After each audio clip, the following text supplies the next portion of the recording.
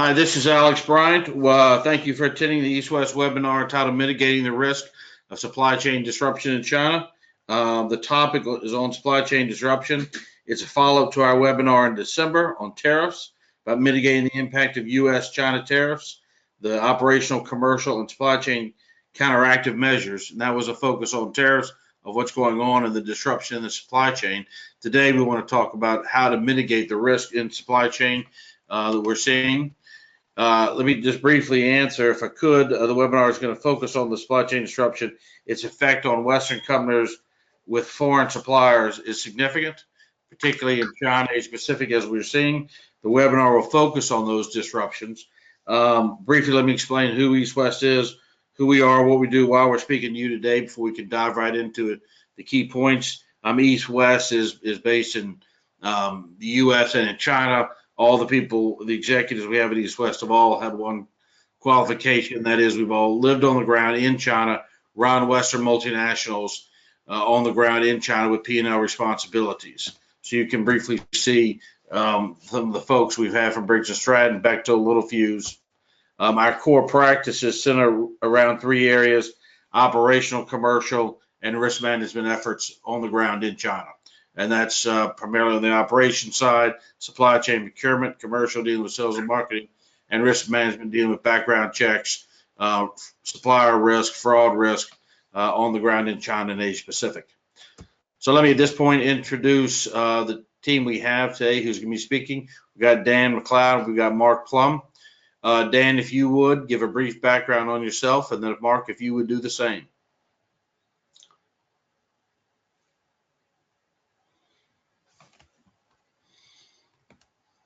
All right. Dan, if you would go ahead and go first. All right. Okay. Thanks, Alex. Little background on myself. I've spent my career primarily in manufacturing and engineering backgrounds, mostly in the chemical industry, but also a bit in food and beverage and electrical component manufacturing. For the last 21 years, I've been working in Asia.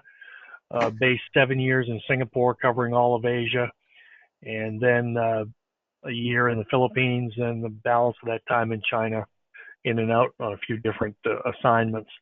Again, managing operations, but also managing capital investments for anywhere from $5 million to $120 million investments in China. So that's my background. Okay. Thank you, Dan. Mark, if you wouldn't mind giving a background. Sure, thanks, Dan. Yeah, I'm similar to Dan, having spent the majority of my working career in Asia, starting out with General Electric, traveling the world with GE, then moving to Thailand in the early 90s with American Standard Trane Air Conditioning, setting up and running their operations, then entering and going into Vietnam when the embargo was lifted, moving up to China in 96 and basically staying there until 2013, 2014. In the last 13 years as president, Briggs & Stratton Asia, with over 1,000 people, 3-4 manufacturing locations, design centers, engineering labs. So, I come at it from really the general business, general management background, and then in my younger days, sales and marketing, product development. So, yeah, pretty much an Asia guy for the last 30, 35 years. Great. Thank you, Mark. Sure. So here's how we're going to do today. Just a quick note. As we go forward with this, we're going to have all three of us are going to speak. We're going to keep this to an hour. Everyone on your control panels on the right, you've got the opportunity to ask questions. So we encourage you to ask questions throughout the whole process. We will take questions in the middle during this presentation, so don't wait to the end. And I think we're going to have Mark take the ball and run with it, addressing the supply chain issues. Then Dan will pick it up, and then we'll cover the case studies at the end. So, Mark, if you would go ahead and move forward on Sure. Picking up on the importance of mitigating the risk of supply chain disruption. Sure. Yeah. Thanks, Alex. Yeah. I mean, it kind of goes without saying, guys, and I think you probably all know this. If your supply chain train is out of whack, into chain, I should say, you've got everything that can go wrong. You got reputational loss. Well, what does that mean? That means you can't supply to your customers if it's finished goods. and then of course they're out of stock, they've stopped buying from you, so your reputation is you're as a supplier that can't fulfill. Then if it also can affect dramatically your manufacturing processes, as you can't get your components in from your suppliers, then you've got your factory you can't run efficiently. You have employees that aren't working, then you have layoffs, and again, that's terrible. Then of course, if in the case of a lot of as you all know, with a lot of the mass retailers, you have fines and mitigation and etc. if you can't supply on time, and if your supply chain is broken, you can't get your products to your customers in a timely manner. Your contract may have penalty clauses in there. So the whole thing is at the end of the day is really just a financial loss, because if you can't produce, you can't ship, you can't collect money, and you can't continue with your brand development. So really a bad situation all the way around. So anyway, I think that's, at the 20,000 foot level, everyone listening this, I know understands that. So what are we going to do today? We're going to break this up into 4 segments. And it's number 1 is what are companies like you and other companies saying about their supply chains in China? Okay, and what's their thoughts? Then again, understanding the threats to the supply chains in China. What's going on today that wasn't going on 5, 10, 15 years ago when you first went there, and what are you doing? The next thing is, okay, now that you've been there, you've got problems, things aren't working out, things have changed. What are you going to, how are you going to mitigate this? How are you going to minimize your risk to your supply chains? And then we're going to finish up. And then those last 2 points, mitigating and working examples. Dan's going to go through case studies of 2 or 3 of our clients that we've worked with to help them mitigate their supply chain risk in China. Okay, so again, we do a lot of research. We talk to a lot of people. We do our own surveys, and really, what are companies saying about their supply chains in China? And I'll run through this really kind of quickly, but I think it's critical. Half the companies that we know, and Deloitte tells us, really don't have a higher critical dependency on their supply chain. Well, sure, that makes a lot of sense. 87% consider supply chain disruption to be a huge risk. 69%, I think this is where a lot of us fall. 69% of our companies that we work with do not have full visibility of their supply chains. What does that mean? It means you went there early on and got a few suppliers in the major cities, and then they of course have their suppliers, but you really don't have a visibility of the whole chain. You may know them. You may be in Shanghai, they may be in Suzhou, but then they have their sub-suppliers scattered all through China, and you really do not have a good idea of the risks that you have. You hope everything keeps working out well. And then and the financial management, it basically says that, we got to figure out a way to minimize these supply risk situations. Okay. Again, so yeah, pretty evident, supply chain disruption is a clear and present danger for which companies are ill prepared to manage. And what happened, and so many of us, you've kind of, you first went to China and you're there quite a bit. You're there quarterly, maybe even more so. And then as the years go by, maybe you only go 2 or 3 times a year. So quite often you're left there with really, you're kind of flying in and flying out, and you don't really have good visibility. Okay, so understanding the threats to your supply chains in China. Okay, there's a variety of things. We're going to focus on 2 things today, of course, but there's a variety of things. You've got your IT issues, natural disasters, the cargo theft, the container sinks off the port of Dubai, cyber. I mean, all kinds of things that can affect everything. But we're going to talk today about 2 things: that's environmental risks and our U.S.-China tariff situation. So starting with environmental protection, China now is, and those of you who are doing a lot of work there know this, is cracking down on a lot of things. And environmental protection is certainly one of them. And they're using that one a lot of times to beat up the foreign companies, irrespective if really they are in violation. Because the Chinese companies are probably the worst violators of environmental issues. But if you're a foreign company, you're going to be highlighted, and signal out. So, and then what does that do? You shut your factories down, your suppliers. We had one of our clients whose whole supply base got closed down in 48 hours after a couple inspections by government officials. Just so happens they were a foreign company, and the domestic suppliers, competitors, weren't affected. And then, of course, you have increased costs, you have shortages, taxes, everything. And some of this can be going on and you won't even know it, because it may not be your direct supplier, but it could be the downstream suppliers that are in violation or perceived to be in violation. So that's, a critical issue.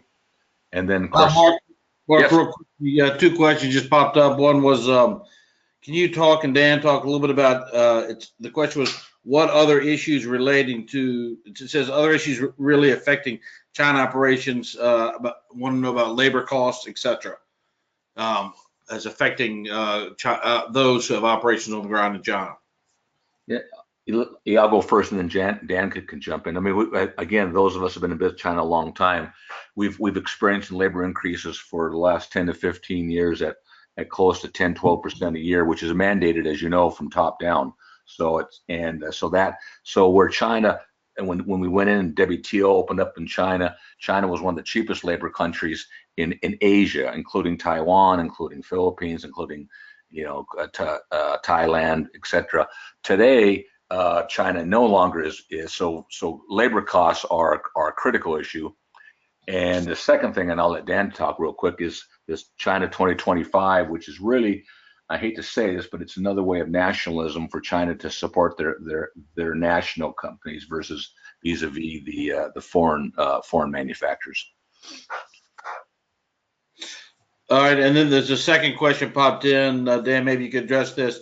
It says, what type of operating costs impacted by increased environmental regulations? Okay. Yeah, I'll blow this theme up a little bit. You see a number of things. One, from your supplier base, your raw materials,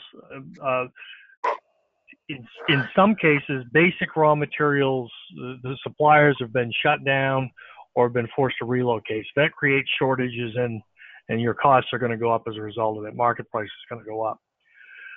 Additionally, the cost of compliance, the wastewater treatment costs, the requirements around air emissions are going to require capital investment, and then increased operating costs.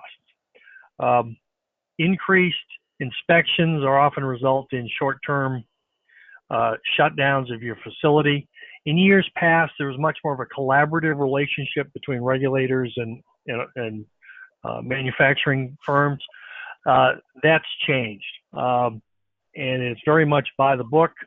You come in, you get an inspection, you shut down until you fix it. So there's, in many cases, just even short-term shutdowns that can certainly impact your operation.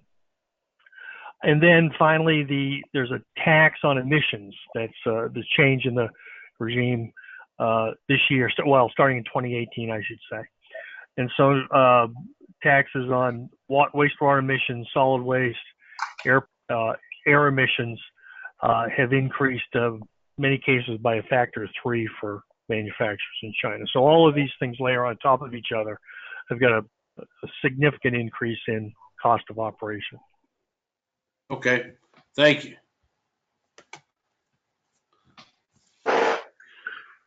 So we'll just focus just quickly on some issues that Dan just spoke about on supply chain. As a result of the government's protection programs, many companies are facing spiraling costs due to increased disruption of supply chains. Well, I mean that's going to continue to get worse. And as I said, it has to do both with really legitimate environmental issues, but also it has a lot to do, I think, with with protectionism. So if you're a foreign company and some of your suppliers that supply foreign companies are in the crosshairs of the government, and they may use this as a reason to give you a hard time. And inspections are causing problems, really affecting your whole global supply chains. And then, as Dan just mentioned, they're putting some taxes on, and the taxes are quite often, our experience, applied arbitrarily, kind of based on local whim and who you are. So really a tough situation that wasn't there 10 or 15 years ago. Okay, another question popped in for both of you all. This one said, is the U.S. winning the current winning this current tariff dispute with China? Is this trade dispute necessary because of the China trade positions? Well, I'm not. I'm wondering whether it's necessary or not. Again, it's, China has been. If I'm not sure, I'm quite understand the question. If China has taken advantage of us American manufacturers quite a bit over the last 20 years. But our position at East West, quite frankly, is the tariffs are just a piece of it. China has become much more competitive because uncompetitive or more difficult to do business in because of the environmental issues, because of the China 2025, because of your tax incentives in your industrial parks running out. Those are all things in addition to the tariffs that make China, in our view, a much more difficult place to do business with than 10, 15, 20 years ago. Yeah, and I think I would add that the question is, are we winning the current trade dispute? Is it necessary because of China trade positions? I think you're right, Mark, on the China trade positions. To answer the first question, is are we winning? I don't think that until there's a final deal on the table that's signed, I don't think that we know whether we're winning this current round. But in our view, as Mark pointed out, it's a much longer game. I think we will look back in 5-10 years and look at this as kind of a transformational period in the China-U.S. relationships with what's going on in the tariffs. Whatever the outcome of this is, I think it's going to fundamentally affect the way people do business in China and their willingness to look outside of China for sourcing and for manufacturing, and also how they look at China as a market for their own products. Dan, would you add anything to that? Not much. I do think it's too early to tell. I think if anything, it is the current trade disputes are really bringing up some long-standing concerns about, you talk about industrial espionage, intellectual property protection, protected industries, things that have been issues in the business community for a while are coming up to more general understanding and recognition. So, I'm optimistic that because of that, there's more likelihood that it'll be resolved, but it's still too early to tell. Okay. All right. Yeah, and then the other two issues, obviously we just spoke about it, is the tariff issue, and this is a situation where it's a problem, and depending how it all turns out, but it maybe it's the impetus that a lot of our clients need or are using now to begin to relook their whole global manufacturing footprint, where in the past they've been, they know about the environmental issues, they know about the raising of labor rates, they know about their tax incentives going away. So, and now with the way their supply chains are so interconnected, maybe this is a time to say, okay, maybe I should begin to look for other areas to produce my products. Maybe I should go to Southeast Asia. Maybe I can go down to, say, Thailand or Vietnam and have more efficient labor rates and maybe more tax incentives that I used to have, and et cetera, et cetera. So this, it's for manufacturers like all of us and as our clients, it's very difficult to make a decision based on two people's argument, meaning Xi Jinping and President Trump. But as Alex just said, there's so much more to it than that. Maybe that's just something now that just is the impetus to have our clients begin to look at ways to mitigate all that stuff, not just tax increases or tariff increases. So anyway, so those are the two things that are really driving the whole supply chain thing, and that's really the environmental issues that we talked about, and also the recent tariff increases. So Dan now is we've talked about the problems. Now Dan's going to talk a little bit about how to mitigate them. Dan, thanks. Yeah. Yep. Okay. Yeah, we'll talk about some strategies that successful companies are using to avoid or offset the increased costs of changes to supply chain situation.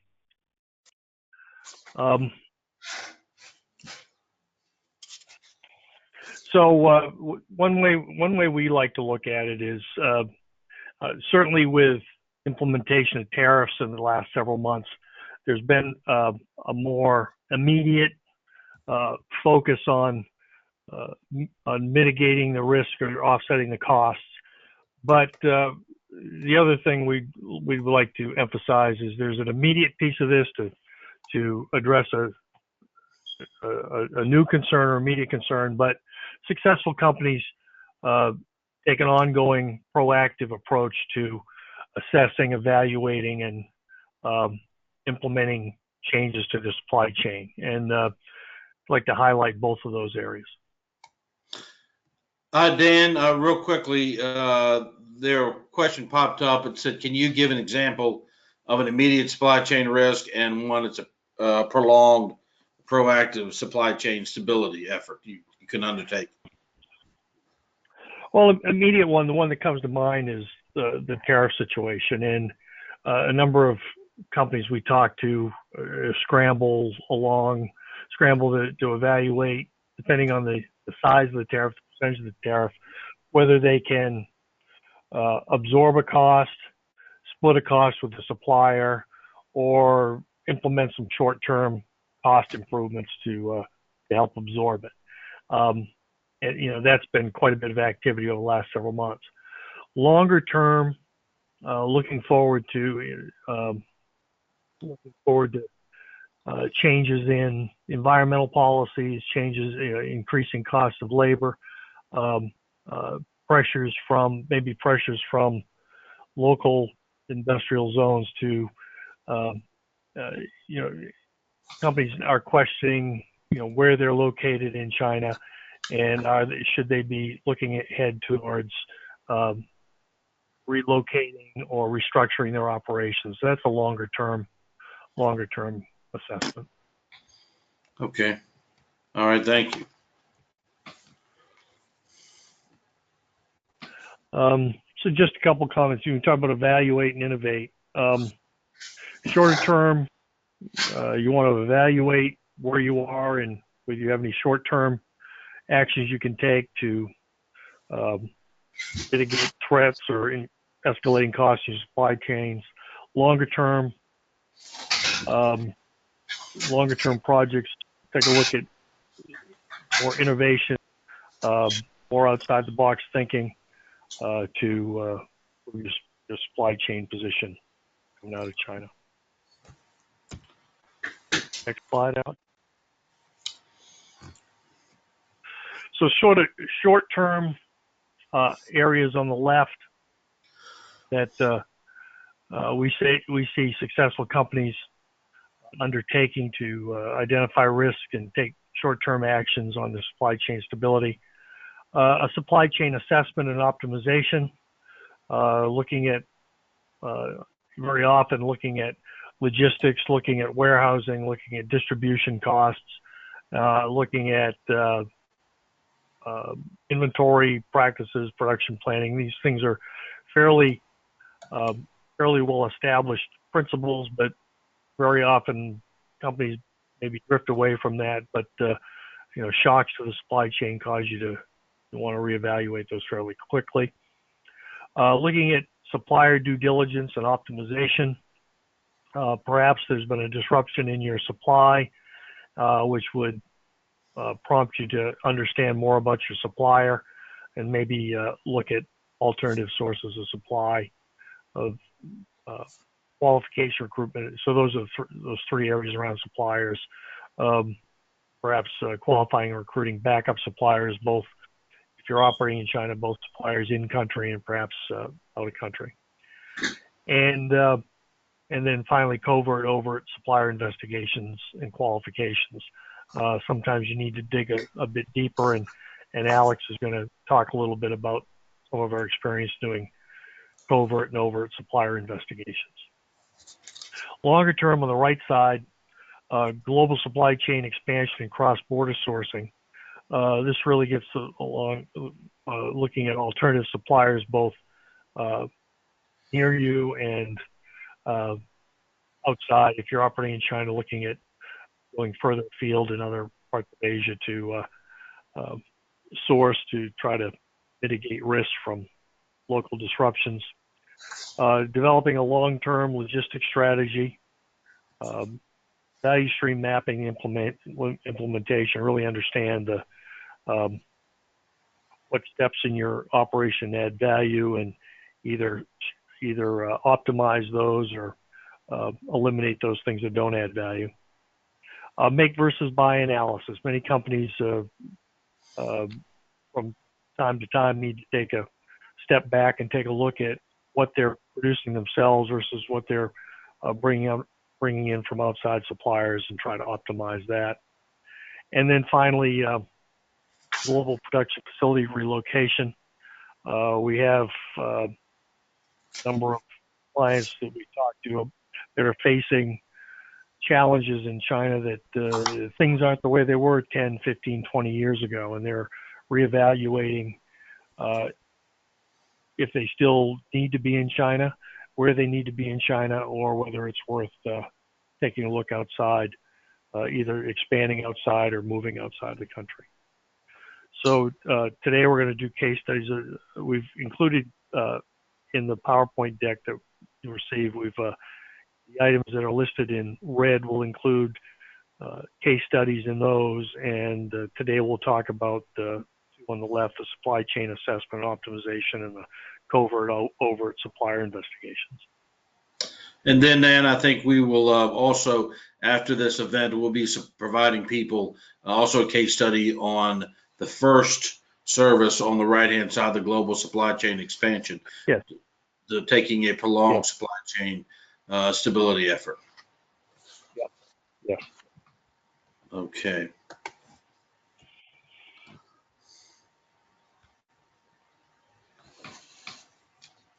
So again, when we talk about supply chain resilience, having a robust supply chain, you have to look at risk management in the short term, containing a disruption or avoiding a disruption, and then also have a long-term strategy as far as diversifying suppliers, diversifying your customer base, and stable operations. So, next slide, Alex. Okay, we talk about some case studies today. First case study I'll talk you through is a supply chain assessment and optimization. And so next slide, Alex.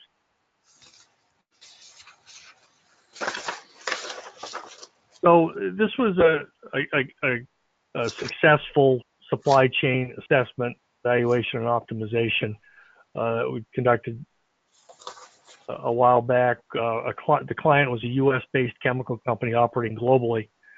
And they were struggling. Their Asia Pacific manufacturing operations were having difficulty making on-time deliveries. They were carrying excessive inventories. They'd had excessive freight and logistics expenses.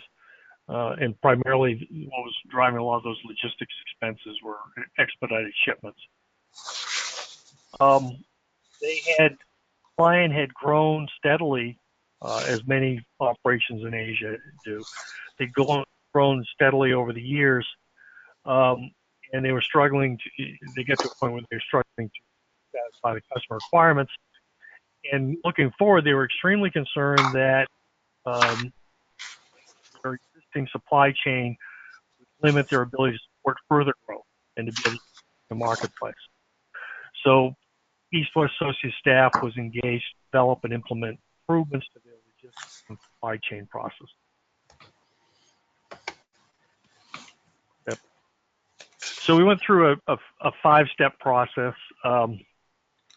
First step is what we call onboarding and alignment, where we meet with a client and understand their detailed requirements. Model the current state of the supply chain and logistics. Analyze and identify required changes and potential opportunities for improvements. and develop recommendations and an action plan. And finally, importantly, where we get heavily involved is assisting the client with implementation of that future state. We go beyond handing a document with recommendations and get in there and help the client with implementation. All right. So it's an onboarding and alignment. We want to get a thorough understanding of the client's overall business, their manufacturing operations, the markets, their current supply operation, logistics networks, understand their competitive landscape and the scale of their operations. Particularly looking at any planned changes that are in manufacturing or logistics that are in the works. Look at projected manufacturing supply chain capacity, what's required, what you want to line this up with a 5-year plan for your business. Are there constraints around capital expenditures? Are there concerns around headcount reduction or additions? And then, particularly in the case of logistics services and warehousing services, is the client flexible for third-party outsourcing?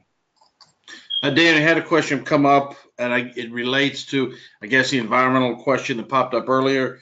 The question was the environmental enforcement earlier, an effect on supply chain disruption. And the question was, Yes. Does the Chinese government have a plan or provide lead time on temporary closures on factories, e.g., summer shutdown due to air quality? Short answer is no. If you go back some years ago, there were in many parts of China there were routine and regular shutdowns due to constraints on electrical supply. The grid was overtaxed in the summertime, and those were managed. And there was scheduled, and you had some opportunity to negotiate and work with the local utilities to manage those effectively for both parties. Current situation is very short-term driven. Local regulators are under extreme amount of pressure to hit air quality, water quality targets to the point of reacting to a bad air day. The PM 2.5 numbers, the air quality numbers will come in as too high, and there'll be what we've talked to people, facility managers that have faced with a call to shut down within a couple of hours, just reacting to day-to-day data. So in the regulators are in general taking a much less collaborative position with industry.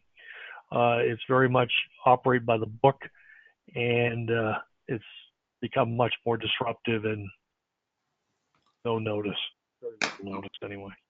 Okay, thank you.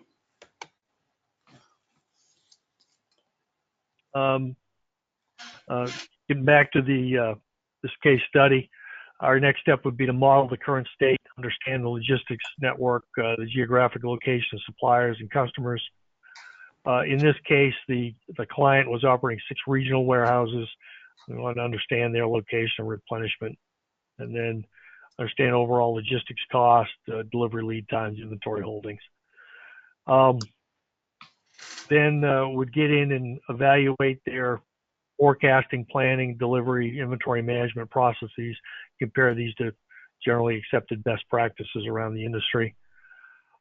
In this case, we did something which was important in that we conducted a voice of the customer survey for the key customers for this client. We wanted to understand how the customers saw things in terms of from a supply standpoint, and then finally evaluate the organization structure supporting logistics and supply. Next slide, Alex. So when we did the analysis of current state, we found some interesting things. The performance was not good. They were falling far short of their customer service and working capital targets. Their inventory was 2 times what the target was. They were using more than 50 carriers, which resulted in a high cost. They had very little negotiating leverage on price and service levels, and we're seeing excessive costs because of that. The feedback from the customers, there was a mix. The quality of the products were superior, and the technical support they were getting was excellent. So that was positive, but from the delivery services standpoint, not very good. As you'd expect, the on-time deliveries were not good, 60%. And from a process standpoint, it was poor, and there's really lack of visibility to supply. A sales representative, a tech service representative would receive an inquiry from a customer looking for the status of their order, and they didn't have that information in hand. So that was a problem. Overall, there was a general lack of KPIs that were understood and shared across both within organizational groups and across the organization, and a strong reliance on manual, people-dependent processes to execute the day-to-day activities. When we looked at the organization, found it to be overly siloed. There was really not a clear responsibility for managing the overall supply chain. It was a series of handoffs with no one person or one organization taking responsibility for end-to-end, getting a product, getting an order in the system, a product produced and shipped and customer in a timely manner. And in some cases, we found a gap between capabilities and between the staff and what was required to do the job. So we came up with recommendations and action plans. In the short term, we need to consolidate freight carriers. There were too many carriers. There was no price negotiation leverage. There was no leverage around service levels. We needed that. We needed transparency. And that would also help us streamline the transactions. And particularly in the case of this industry, this was happening in the chemical industry, fewer carriers would allow us to reduce the compliance risk of transportation of hazardous materials. And a key factor that we used was a green assessment, an environmental assessment of transportation companies, looking at their transportation safety procedures, their history, their hazardous material hauling certifications, their emergency response capability. And this was, as I mentioned, a key factor in deciding on who to use. Spent a good bit of effort redesigning the forecasting, production planning, and inventory management processes, made them less manual, less ad hoc, and more transparent, more process-driven. And we also developed an organization structure that would align everything from order to delivery under a single supply chain manager, which was more consistent with how similar companies would do business. Hey, Dan, Dan, I mean to interrupt you, but a question came up on that. The question is, this person must have some suppliers that are hauling hazardous waste. It said the green risk assessment on hauling hazardous waste. Can EWA perform a green risk assessment on individual companies, and how serious is hauling hazardous waste gotten? Is it more serious? In other words, are the Chinese government focusing on it more than they used to? They certainly are focusing more than they were 5 years or so ago. It's a significant change in the marketplace. You go back more than 5 years, it was a bit of a free-for-all. Within the last few years, it's become much more constrained and regulated. East West is capable of doing basic assessment, depending on quantities and materials transported and the depth of the regulations. We would probably bring in more specialists to help us with that assessment. But okay. we can certainly handle it up front. Great, thank you.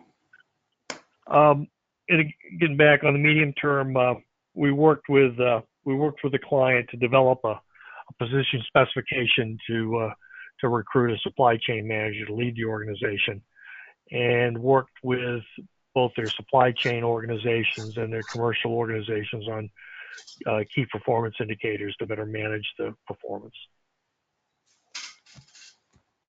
Next slide, Alex. So on the implementation, we stayed, following the assessment, we stayed engaged with the client. We provided an interim supply chain manager to initiate transition until we could bring in an employee to take over.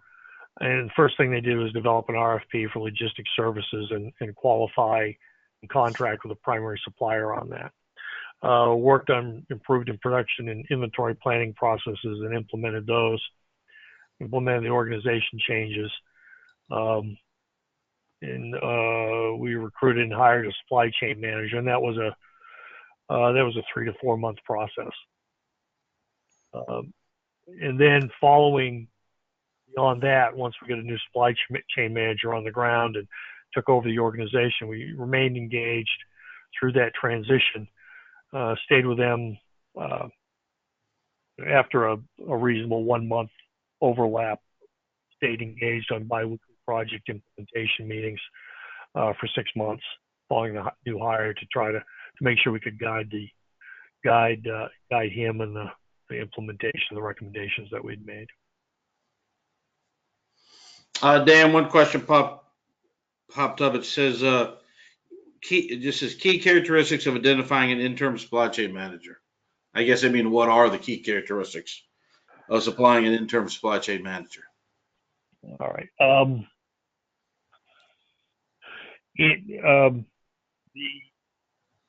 The requirements that we would have is someone that's has experience managing warehousing, logistics, inbound, outbound, warehouse logistics, production planning, materials planning, so MRP processes, and then customer service, order entry, and order fulfillment. Those were the really primary key requirements that we had. In addition, we had a nice to have, a desired characteristic that someone had had some experience in a manufacturing organization with manufacturing supervision experience. As it turned out, in this case, we were able to meet all of those. We were able to bring in someone that had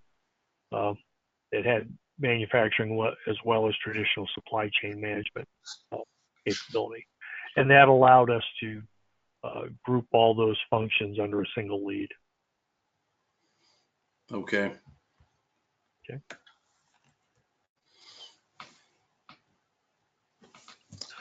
All right. So the result, we had good results. We consolidated carriers and we improved our outbound logistics processes. Reduced freight by about 15% in the first year, and that was resulted in about $300,000 annually. We got a one-time improvement in inventory and cash, about $2 million. Major improvements in forecasting and production planning to allow us to reduce the inventories. And customer service levels improved. Within a year, they were at greater than 90%, up from 60% on-time deliveries. And in the same time, as I mentioned, we brought in new people into the organization, stabilized, brought in the appropriate capabilities and upskilled the staff to be able to execute the new processes, and that was sustainable over time. So once the project stage had finished, the organization was stable and able to carry on and without our guidance. So overall, it was a very successful implementation. Well, another question popped up. It just says pros and cons in working in Asia Pacific to hedge against China concerns. So I guess what they're saying is, what's the experience of the East West team as far as using Vietnam suppliers, Thai suppliers, Filipino suppliers to hedge against what's going on in China, not only on the tariffs but on the environmental impacts that are occurring there to your own disruption in your supply chain. So Mark or Dan, please take that. Yeah, sure. This is Mark. Yeah, we've had several clients as that we've helped move out of China to other areas such as Thailand, Vietnam. Most of us in our working careers have lived in multiple areas, as in the Philippines, Thailand, Singapore, etc. So, yeah, and as I tell everyone, I'm pretty familiar with Thailand and pretty familiar with the auto industry down there. And Thailand was China before China was China. So, if you're looking for areas that in manufacturing that are still offering competitive tax rates, competitive, it's actually competitive incentives, more and competitive labor rates and things.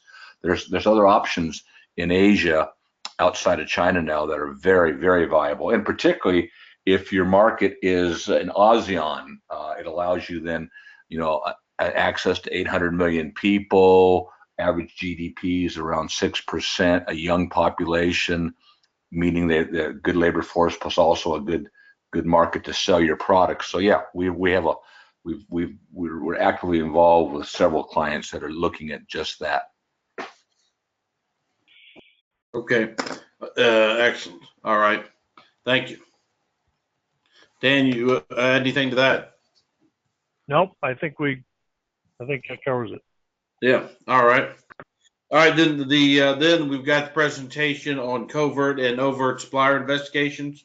We've got a presentation here, which I'm going to cover. And interestingly, this was a situation which we got a client that is a U.S.-based client. It is owned by a private equity firm that we know of, that we worked with, and it's a typical scenario which you've got the client, the private equity firm is acquiring another U.S.-based company. The acquisition target's got a sourcing office, it's got some vendors on the ground, had 7 in this case. We're in the consumer product space. All the products currently, the acquisition target would source products out of China and bring them into 2 distribution warehouses, one in California and one near the Chicago area. And then they would be shipped to customers from those distribution sites. The acquisition target had the sourcing office, which was down in southern China, was run by a Chinese executive who had been with the company 8 years, and had kind of overseen the sourcing operation. The sourcing operation itself had about 15 people in there that had all been hired by this Chinese executive. The sourcing officer was really responsible for identifying, qualifying suppliers, working with existing suppliers, qualifying new suppliers, product development, purchase order execution, of course, and then the shipping coordination, and then quality control and product testing on the ground in China, which they needed done before it was shipped to the distribution centers, because not much quality control testing at the time was done at the distribution centers.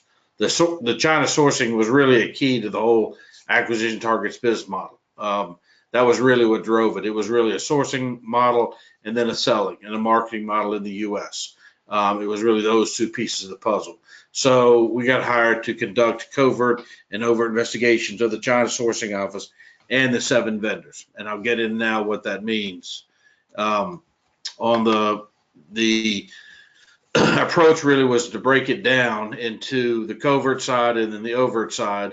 And let me just explain on the covert investigation, what that means is it's conducting the investigation without the knowledge of the acquisition target. So the target itself does not know that they're being investigated. For obvious reasons, we want to gather information unobstructed by what they're providing, the information that they're giving to our client who was looking at purchasing. We wanted to find out information about them without their intake. We want to do this on our own. So they had us look at a variety of stuff, and I will go through each one of them.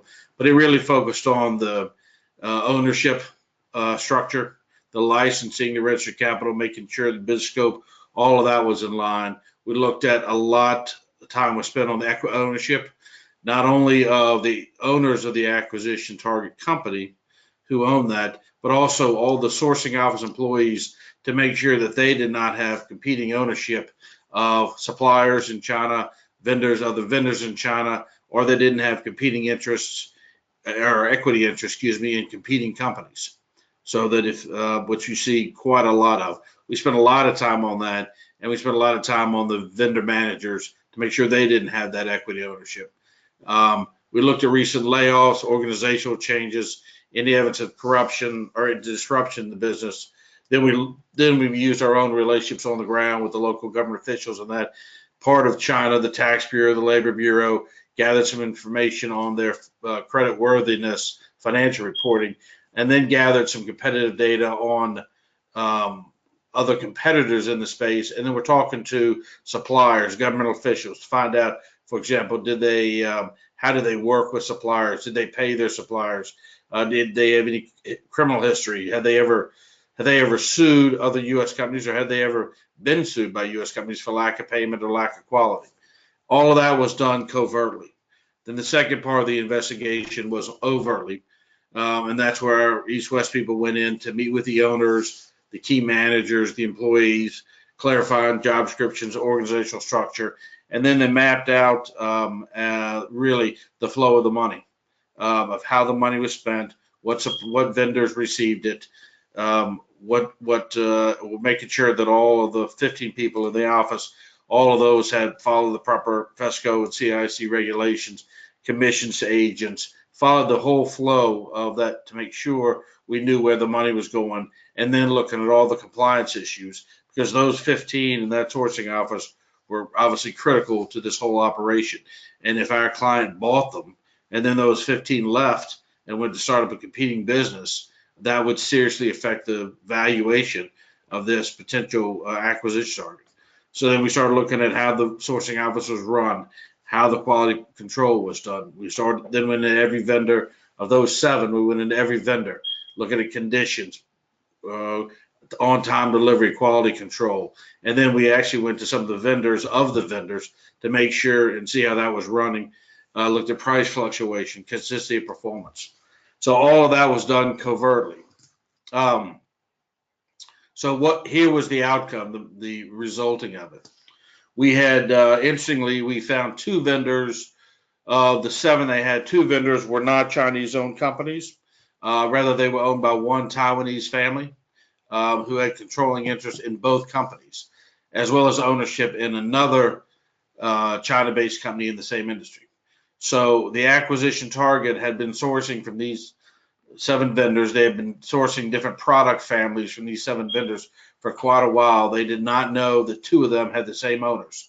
So when they were out getting competing bids from these 7 different vendors, they were totally unaware that 2 of them were owned by the same family and thus had access and insight into what type of pricing they were going to give them. That had gone on for 7 years, and they were completely unaware of it. And as a result, I'm sure they obviously overpaid and were never aware of it. Found out one vendor had actually begun subcontracting their production. They had financial problems about 3 years earlier, and so they began to lay off a lot of the manufacturing, and then they moved to subcontracting after closing one of the 2 manufacturing plants. And that supplier had never informed the customer, had never informed their customer. It was the sourcing office said that they were not aware of it, although the vendor themselves said that they had told the sourcing office this was going on in China. The sourcing office denied they'd ever been told that.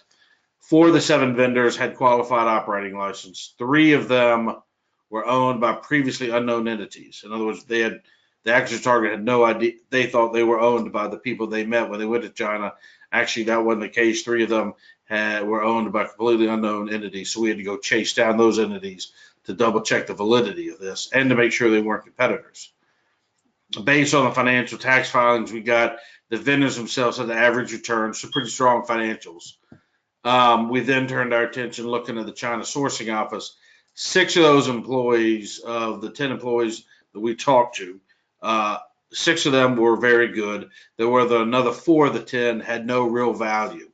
And of those 4, 2 of the employees or family members had very limited skill sets. They obviously were there, they needed a job, and the family put them in there, but they really offered no value.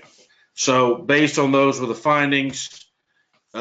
We also found that the director who had run the China sourcing office had worked there for about 8 years. We found out that she had had ownership in a key supplier through her husband's company. She had never disclosed this to her employer. The acquisition target, when we informed them of this, were completely unaware.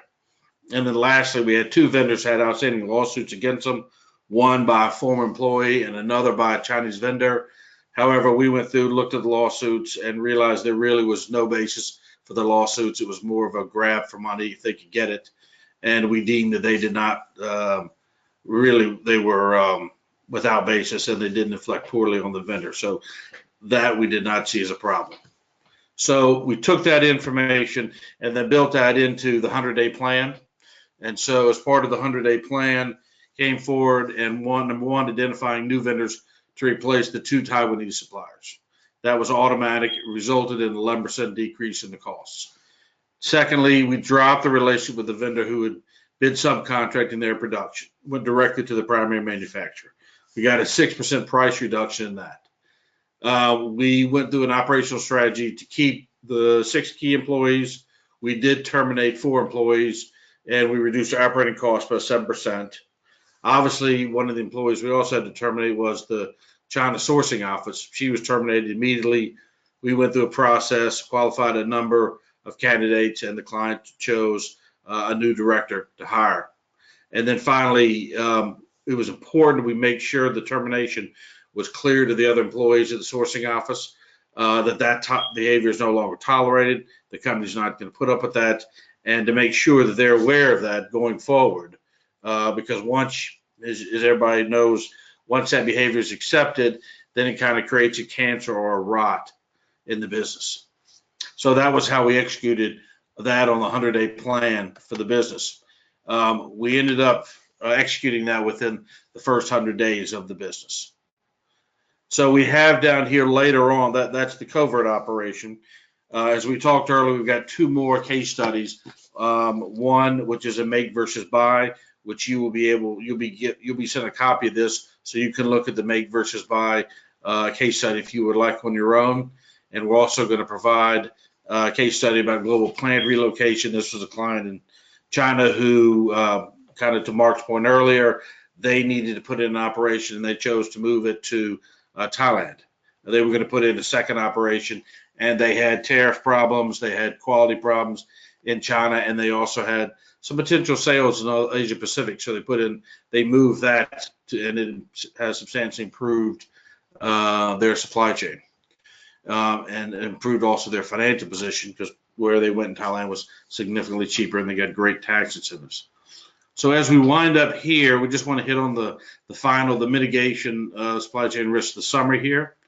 We talked about the U.S.-China tariffs, the growing and environmental protection are creating kind of unprecedented changes for companies operating and investing in China, the challenges that threaten the corporate stability. That we know, the tariffs and the environmental protection. As we talked about earlier, we think the tariffs, whether they're resolved today or whether they're resolved in 6 months, it's still going to be a transactional moment here, I think, for everyone dealing with China.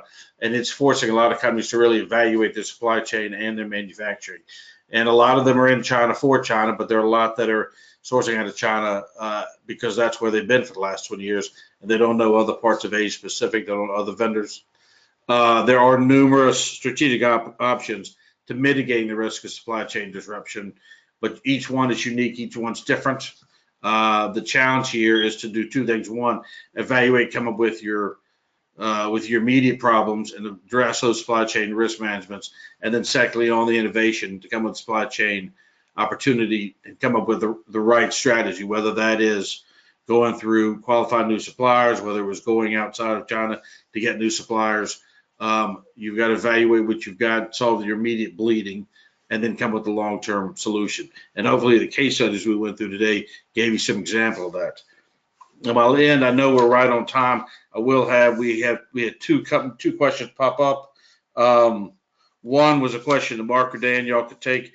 Person says they work in the consumer product space, and factories often require a 30% down payment. But if the factory disappeared the day after I sent the payment, what would my recourse be? Obviously, the first thing we do is tell them to get a covert investigation of that supplier to make sure they're financially credible. But could either one of you address for that person if you had that problem and what you would do? Well, yeah, this is Mark. If it's, well, my advice is if it's the first time you've done business with them, I'm not sure I would give them 30%. It's because legal recourse, particularly where they're located, if they're in the outlying areas of China, outside of the major cities, you're going to have a very difficult time with local judges and boards there. So, um, yeah, my advice would be is maybe you kind of want to avoid that situation before you get into it, either like by what Alex said, doing great due diligence on that supplier, or have them, have them, pay up front the whole way at the very beginning. Certainly, yeah, yeah, because we know other companies where the suppliers are going bankrupt, and if you've got tooling in that factory, you're in a world of problems because the tooling is not going to be taken out just through the normal process like you would in the U.S. with the bankruptcy proceeding. Yep. Um, and the last question was, how reliable is a covert investigation, specifically as it relates to uncovering conflicts of interest? Either one you all, I can also tackle that. I mean, the covert investigation is the only way you're going to find that out. You're not going to do it overtly. On the covert investigations, our covert investigators worked with us for about 15 years, and they're all ex-PLA police officers and such. And I think that's really the only way you're going to find out that covert investigation. You're not going to do that by overtly asking a variety of people questions. You just won't find it out. But Dan and Mark, you all have anything to add to that? No, no, this is more, I would agree. Yeah, it's happened time and time again in my experience in 30 years in Asia, and there's a relative or there's someone else who's got cross holdings of different suppliers. So if you think it's happening, then it probably is happening, and you need to, as Alex said, you need to investigate it. Yeah, the only other solution we would have, the person who asked that question was is make sure you're doing the ethics training at least once a year. It's short, half day ethics training. We can share with you how we do it, but you need to get those people on record as saying they understand that behavior is not right. Because what you don't want to do is find it out, prepare to fire them, and then they go to the labor bureau and say they were not aware this was a problem and ask for severance. So you need to make sure you've got them on record, having gone to a class for X amount of hours and evaluated that. Then you've protected yourself if that person does go to the labor bureau. Okay. Well, look, I know we ran over. I appreciate everybody staying on. If you've got any further questions, you can reach out to us. We'll be sending you a copy of this. You can reach out to me. We get Dan and Mark, and we can talk to you on the phone, or we'll meet you in person to address any other questions you all have. But thank you very much for taking the time. Thank you very much for participating. We appreciate your interest, and please let us know if you have any further questions. So at this point, we will end the webinar right now. Thank you, and have a great day. Bye-bye.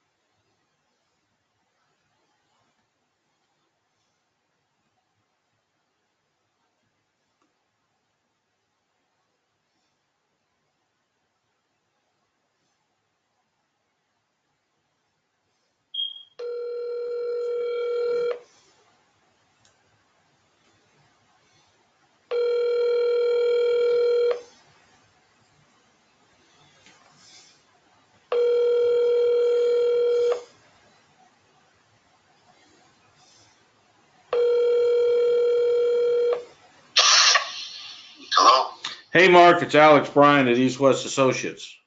Yeah. Hey, I was calling, I got your email about giving you a call yesterday or today in your office. And that you had not got my last, voicemail. Okay. Is that right? I did not remember receiving your email. I'm available now if you want to talk to me about whatever you want to talk to me about.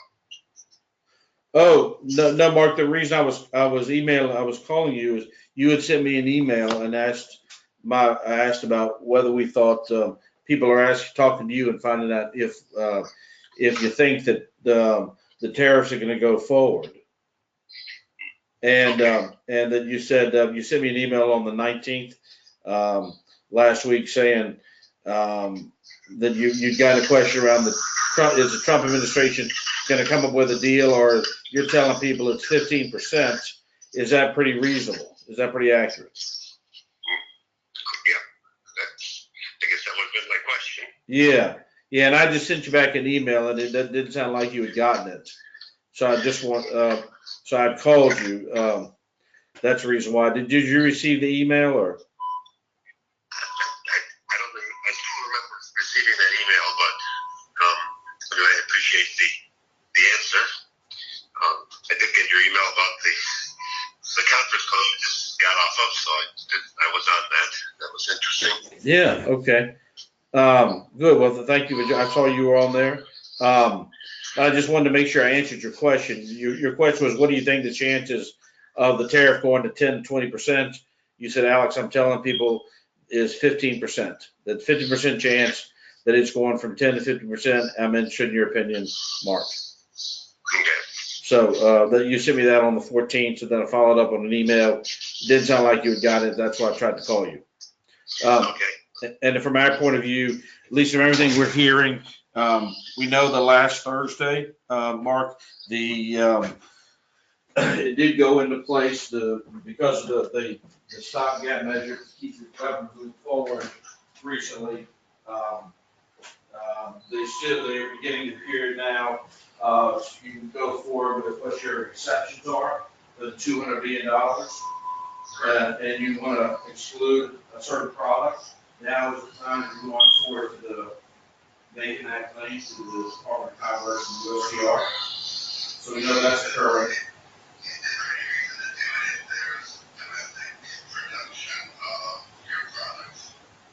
Well, I think that's the whole argument there is if you've got domestic, if there's domestic production of your product, the only way to do the exception is if you don't have any domestic production and there's no other way to get it. If there's existing domestic product that's qualified, it's harder to get the exception. Right, okay, so I've been basically always said, I'll say about 15 products I work with only two that don't have domestic production available, so the figure those should be only two that we really work in addressing. Yeah, I think that's probably right. I think that's probably right, and I think it's, but knowing that schedule started, clock started ticking on that, on the last Thursday, the 21st.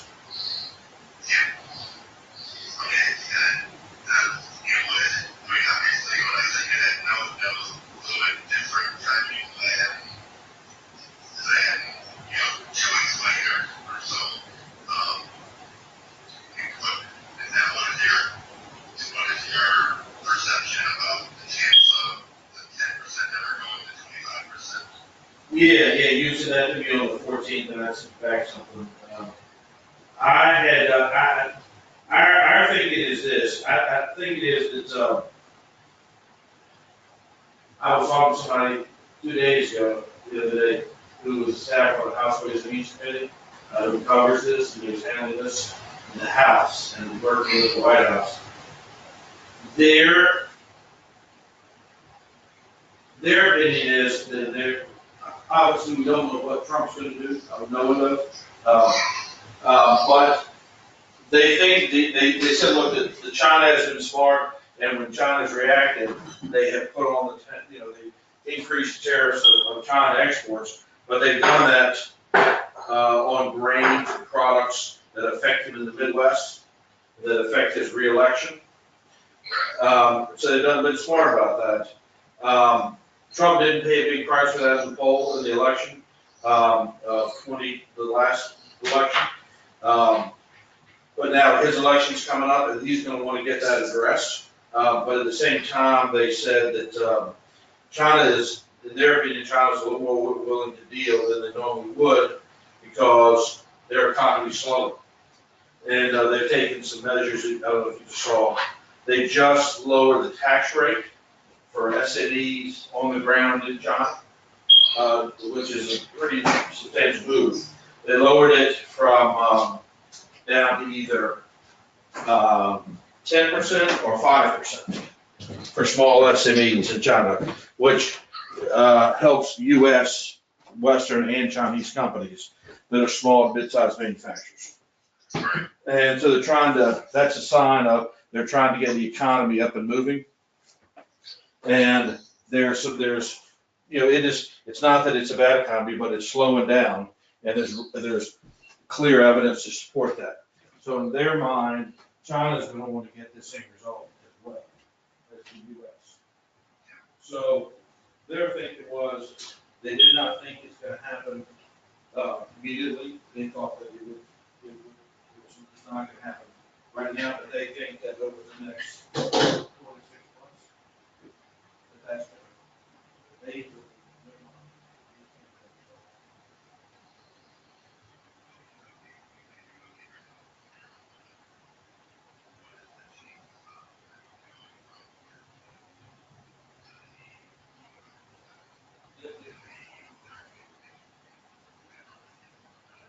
yeah, I don't think, in their mind, they don't think it's well, they think it's gonna happen. Every time it gets close to the date, the president is gonna push it off. Keep pushing it off. Or they said, worst case scenario, so say, okay, it's on, we had no agreement, it's now 25%, and then there'll be a flurry of activity, and then they'll put it back on hold. But the problem is, it just creates further disruption in the market, as you know, better than anybody.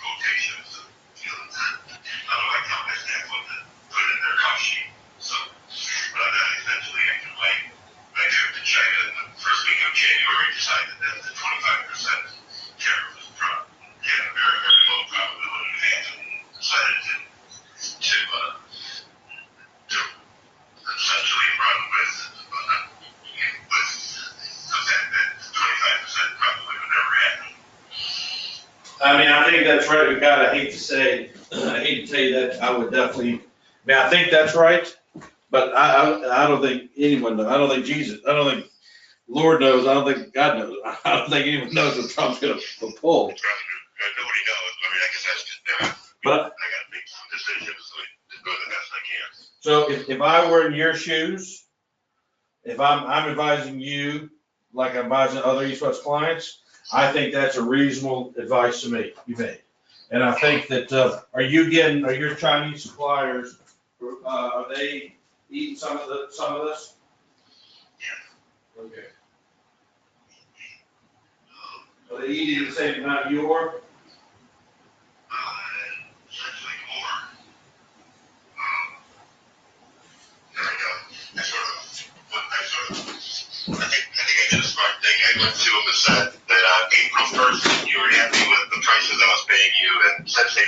course, the RMB, devalued by 7%. Well, it's come back a little bit, but I said, so I'm on a daily base, 6 points.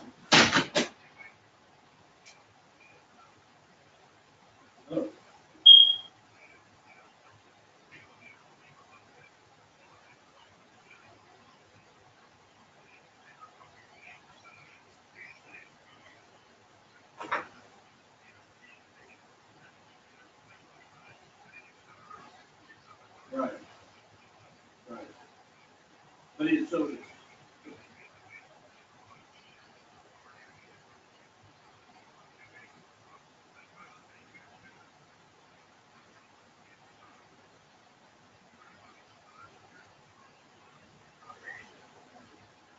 You looked at, in Thailand, you know?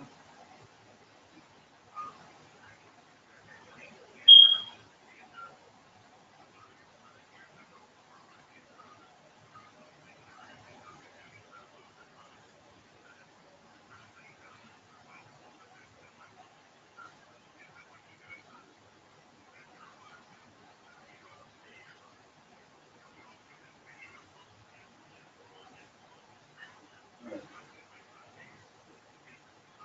Did you really?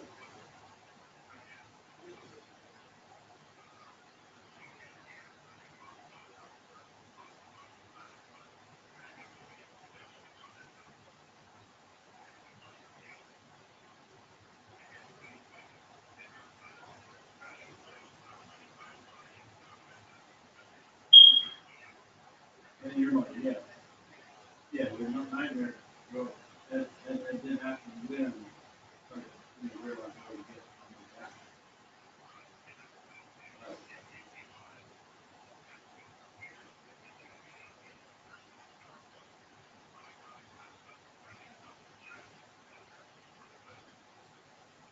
Well, so are you sourcing now out of New Zealand, Thailand, all of that?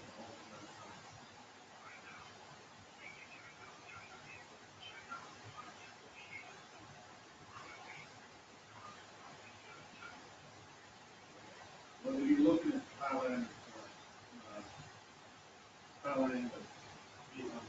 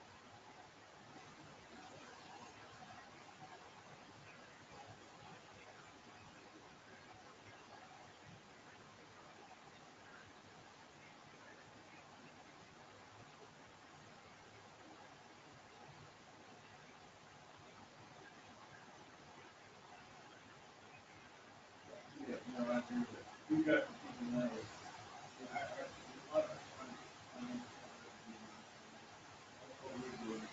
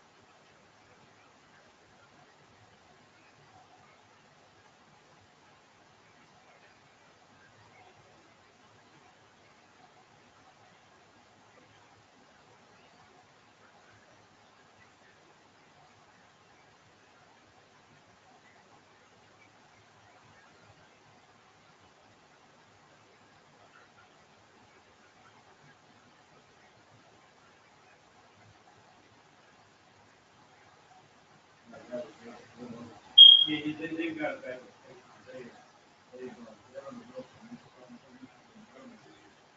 real.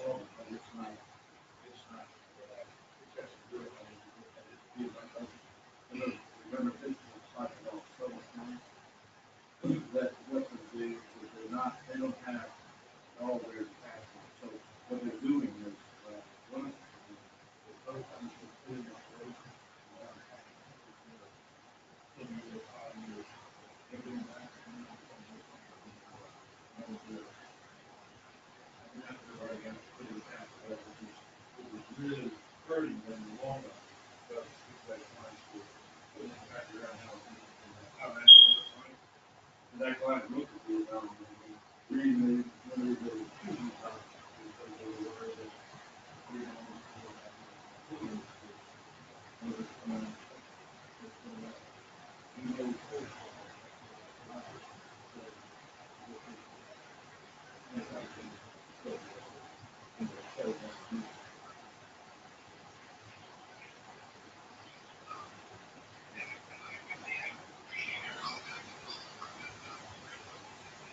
yeah, just talk to you about how they.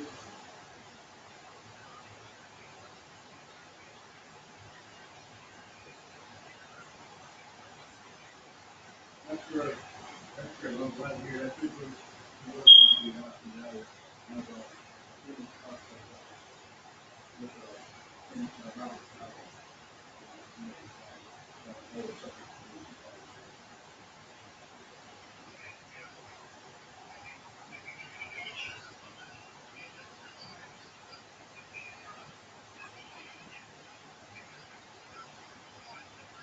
yeah, yeah.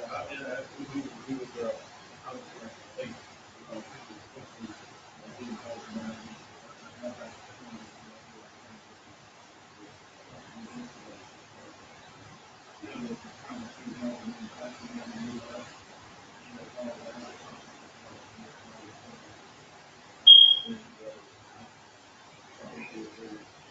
Very pleased with how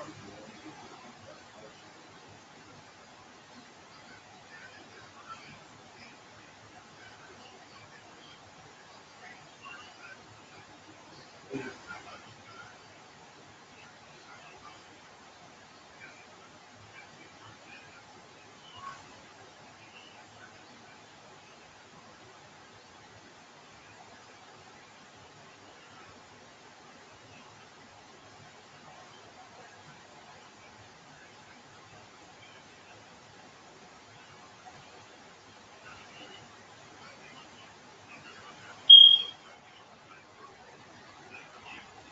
yeah.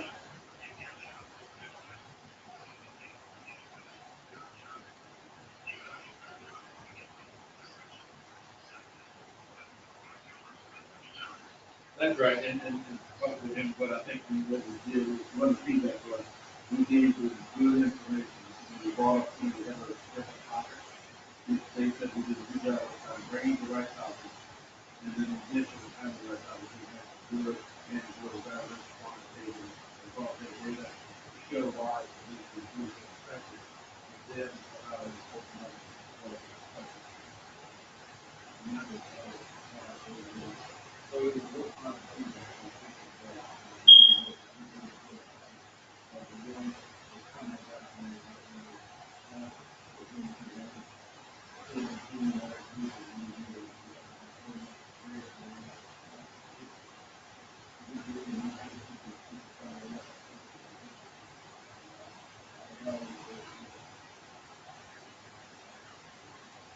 all right.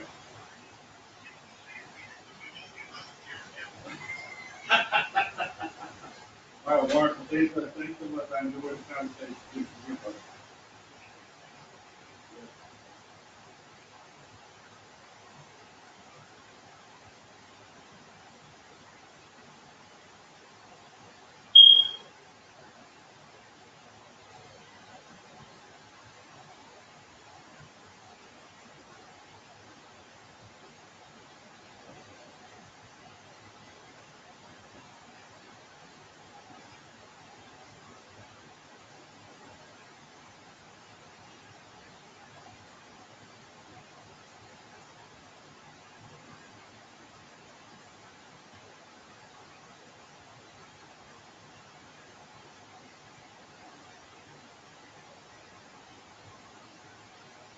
hear.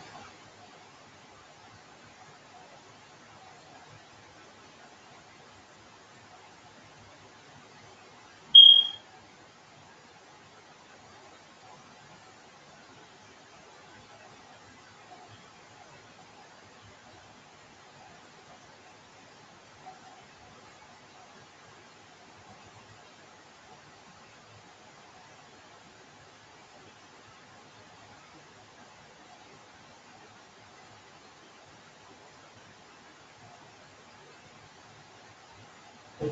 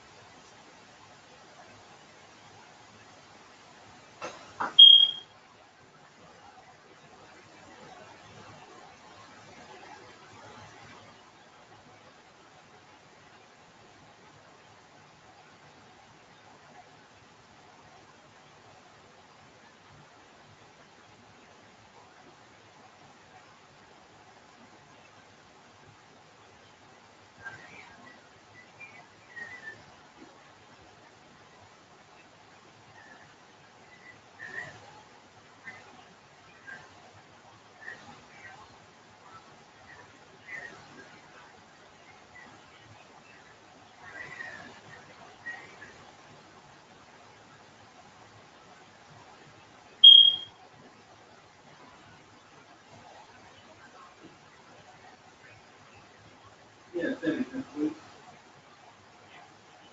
Now it's on.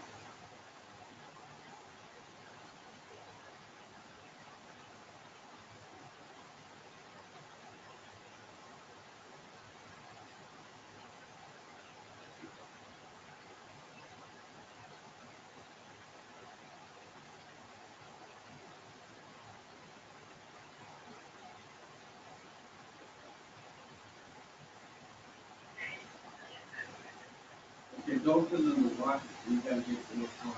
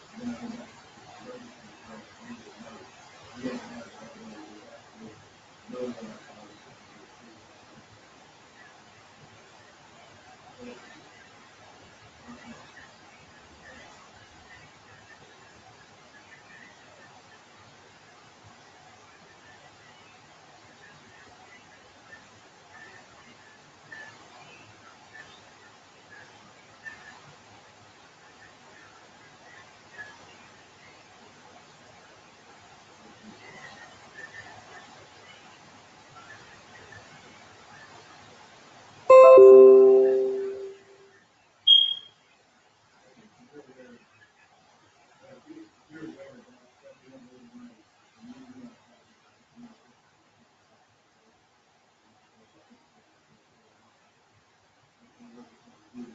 obviously, using that to rather